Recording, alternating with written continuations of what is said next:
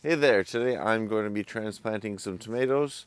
In this video I'm going to show you the tool that I think is the ultimate game changer when it comes to transplanting tomatoes and other nightshades in order to get very deep in the ground with minimal soil disturbance and very efficiently. So here we go.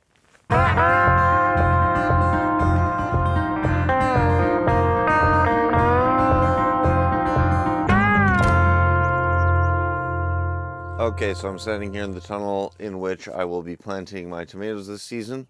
As you can see, I've already prepped the beds. All I've used for prepping this year for bed prep amendments is homemade compost. So it's entirely homemade compost in here and hen manure. That's it.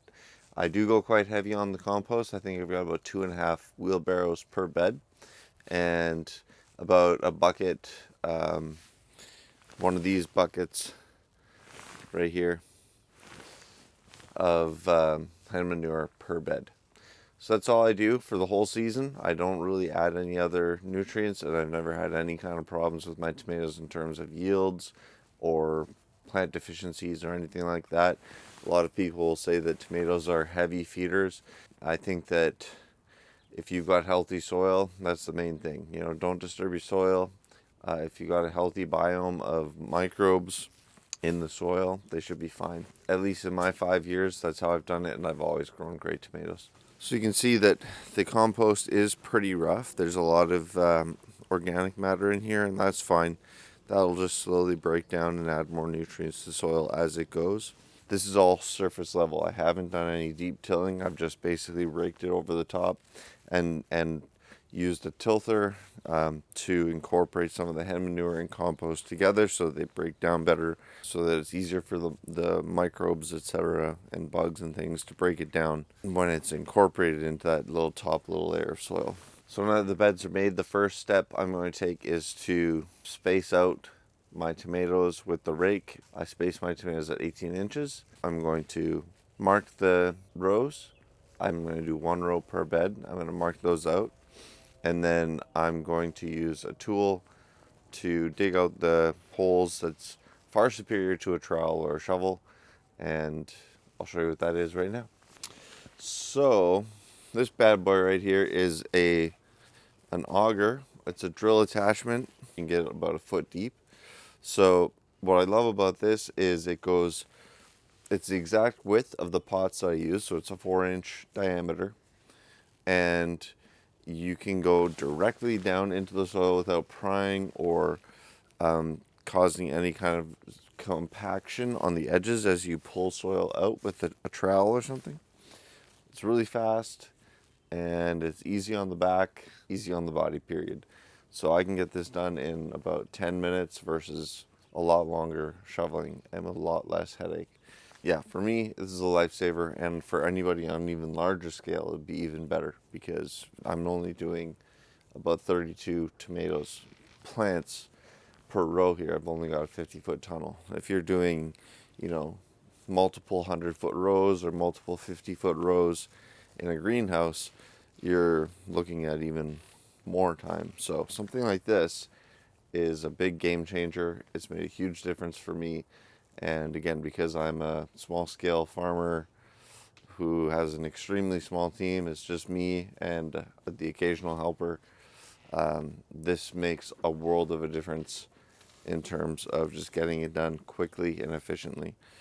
So I'm just going to set up the camera here and show you how it's done.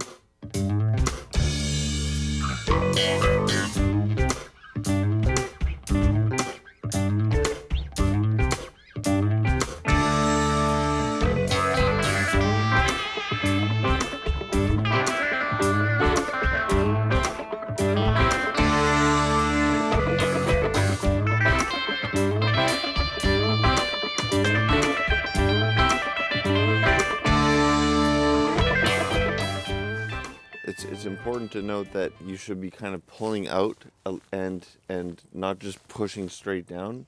If you just try and jam the auger straight down as you drill without pulling up every second or two, you will crank your wrist right off because it will just seize up. you have to kind of go in and out as you drill with one of these augers. It's very important. That's how you break your wrist. If you're trying to just jam it in there, okay? So before we get to actually planting anything, there's a few things that you should do ideally in order to get the maximum root zone and higher yields, better water absorption, nutrient absorption, etc. Whenever I'm working with tomatoes, I always like to wear gloves because these hairs on the stems of the plant, a lot of people will tell you that these are potential roots, but that's not true. They're actually called trichomes, and they produce terpenes, and these terpenes are designed to keep predators away and stop things from eating the plant. So they're doing exactly what they're meant to do when they give my hands irritating kind of itchy rash. Not everybody is susceptible to this. Some people have absolutely no problem. Other people will. So whenever I'm handling tomatoes, whether that's harvesting, pruning, or something like this, I'm always wearing gloves to protect myself from those terpenes and their irritating effects. So basically what I'm going to do before we get to planting these is I'm just going to remove with snips. You can also use your fingers, but at this stage the plants are quite herbaceous, which means tender and soft. So it's best to use snips and just get as close as you can to the actual branch as possible. You don't want to leave a big stem like that. That is a point for bacteria to enter.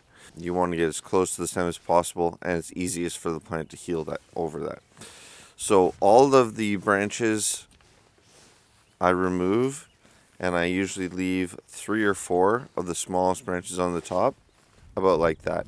And we're actually going to plant this and bury it about this deep. And once again, like, a lot of people think that it's these hairs here that turn into roots, but what actually happens is the plant will produce what are called adventitious roots. These adventitious roots just come right out of the stem. It has nothing to do with the hairs. They're a completely different mechanism that the plant produces. So we want to bury the stem of the plant as much as possible so that those adventitious roots will emerge from the stem and strengthen the plant's roots and produce higher yields and a more resilient plant for the rest of the season. So that one step can improve the health and quality of your plant significantly. Anyway, so here's what a tray looks like when it's all done. As you can see, we've got it cleaned right up. We'll be able to plant these nice and deep, and then roots will come out of here, and we'll basically be doubling, if not tripling, our root zone underground right off the bat, which will help with water uptake, nutrient uptake, and just general resilience of the plant in times of drought. Because the deeper you can get those roots, the more access to the deeper groundwater the tomato will have. If, say, for instance, you're going through some problems with your irrigation systems or whatever. Anyway, this is what I like to do. I'm not the only one. And now that we've got these all trimmed up, we're just going to go ahead and plant them. Okay, so all of the holes have been dug, and I've got all my plants spaced out by variety. But I just want to show you how perfectly these auger dug holes fit the pot that I use. So this is a 4-inch round pot, and it's a 4-inch auger. You see it goes down quite deep, and even with the pot in, it fits just perfectly. There is some residual soil at the bottom that can be dug out and go even deeper. So you can see I can get my arm pretty deep in there. So now what I'm going to do is just go one plant at a time. Put these little puppies in there for the rest of the summer. And then all I gotta do is let them grow.